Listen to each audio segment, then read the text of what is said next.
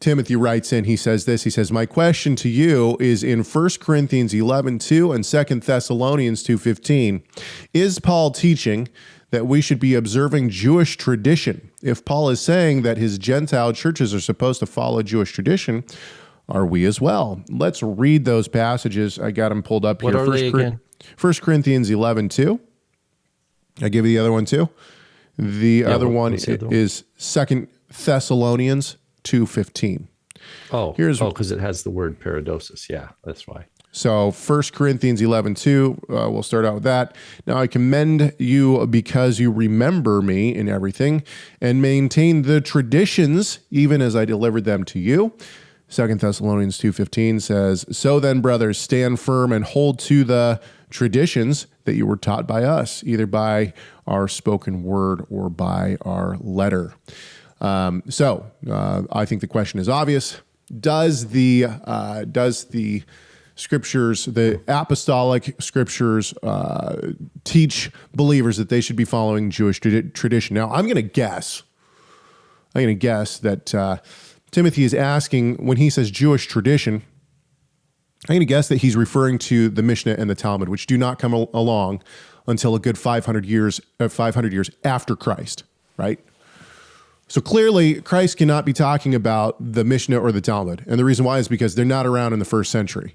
So some might argue, okay, but there were Jewish traditions that were going around that become the Mishnah and the Talmud later. How much of that is true is arguable.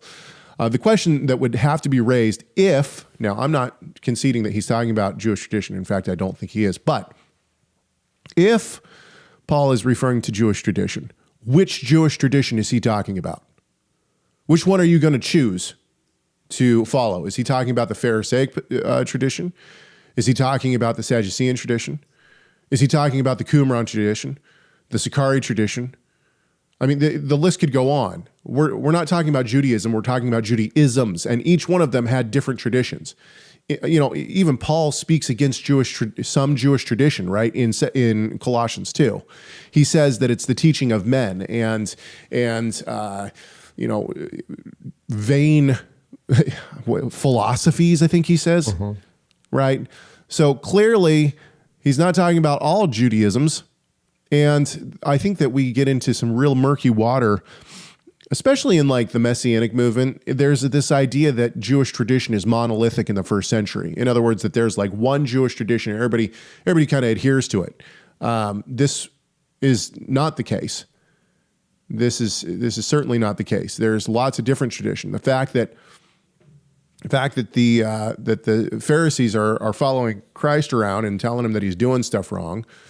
The fact that Yeshua asks, do you believe that John the Baptist was a true prophet? What do they have to say? There's multiple traditions. So that's where I'm going to start. Rob, take it over. Well, I think this word paradosis, obviously, like you pointed out, it's used and it's got a wide semantic range, right? It's got positive usage, negative usage. But it also doesn't have to necessarily mean practice. It's not like for example, in Mark 7 or Matthew 15, it has to do with a ritual washing of hands that is supposed to eliminate some sort of impurity, koinos impurity that was contracted while in the marketplace or something. Now you're going to come into a house, you're going to come into a holy meal. You have to somehow transition and remove that so that you can be acceptable in the meal, and then you have that tradition start. So there's a rite, and then a rationale behind the rite, and then a judgmental attitude for people who aren't on board with this new commandment of men, and that's why Yeshua rose him for that.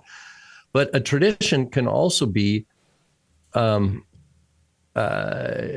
about the message of the gospel itself. Right. It's just the tradition. The word paradosis just means a handing over, a handing down. So it could be the scriptures themselves. Exactly. So, for example, if we look at, let me pull it up, but I think it's even is it 1 Corinthians 15? Let me just check here.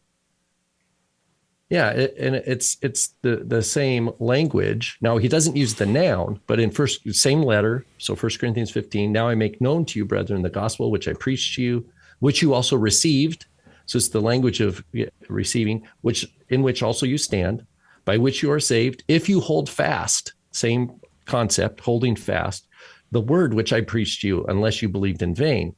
For I delivered to you, that word, that's paradosis in a verbal form, though, to hand over to you, as the first importance, what I also received, right? So it's the language of transmitting and receiving, that Christ died for our sins according to scriptures, that he was buried, that he was raised the third day according to the scriptures, et cetera, et cetera.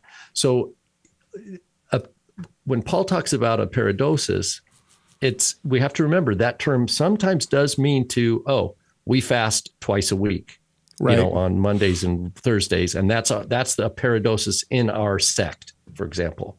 And if you're one of us, you do it. If you're in part of Caleb's sect, you have to sign that says you're going to study Hebrew 15 hours a week. That's a paradosis that he signed up for. That's the Southern Baptist paradosis. Thank you so much for watching this video. Tell us your thoughts on this subject by leaving a comment in the comment section. Make sure you like, share, subscribe, and enable those notifications. And we'll see you in the next video.